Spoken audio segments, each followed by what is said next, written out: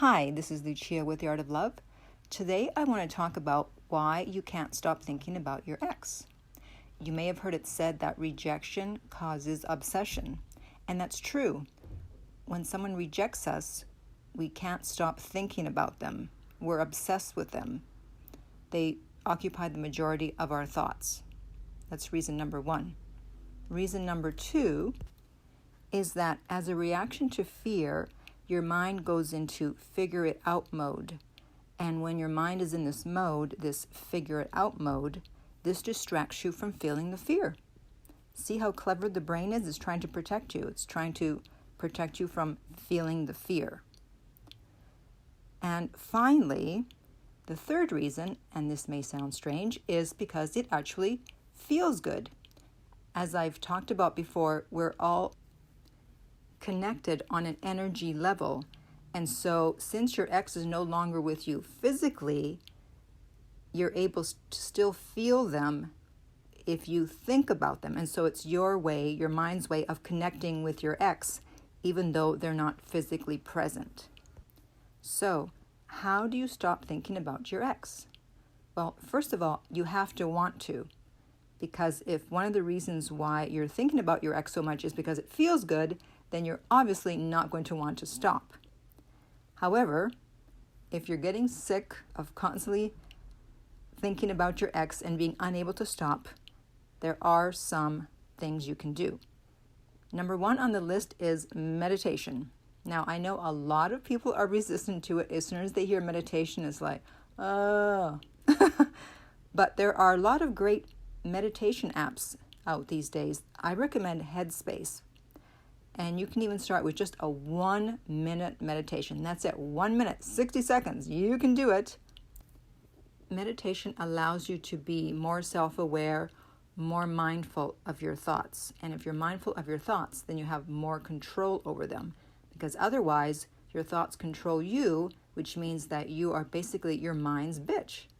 And I don't know about you, but I'm not interested in being anybody's bitch, least of all my mind. So you want to be able to control your mind and what you're thinking, and meditation helps with that.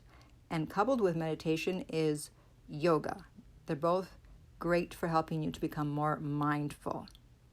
Now there is another way that I'm going to discuss today, and this is actually from a comment that a guy left, and here it goes. He says, "My ex broke up with me around the end of January, and I begged and pleaded." What else is new? Even went to see her for Valentine's Day. Which I regret now. Yeah. I did no contact for 2 weeks, and she texted me saying, "I miss you," just when I started doing other stuff. Of course. I replied, but she said, "We're not getting back together." So that makes me wonder, well, what exactly did you say? Because did she just all of a sudden out of the blue say, "Oh, by the way, we're not getting back together"? Did you ask? So I got depressed and down all over again, and I felt like no one would ever love me like she did. And that's a lie that your mind tells you. And even thought that no one would find me attractive like she did, which was dumb on my part. Again, that's another lie that the mind tells you. I've been in no contact since, and I've been going to the gym, got a new haircut, grew my beard, and just keeping myself on point. Good for you. And now I have girls flirt with me, and I even just found out that a coworker has a crush on me. Woohoo! Which pumps my confidence even more after it was destroyed with the breakup. Yes, self-esteem and confidence plummets with breakup because we give the other person way too much power.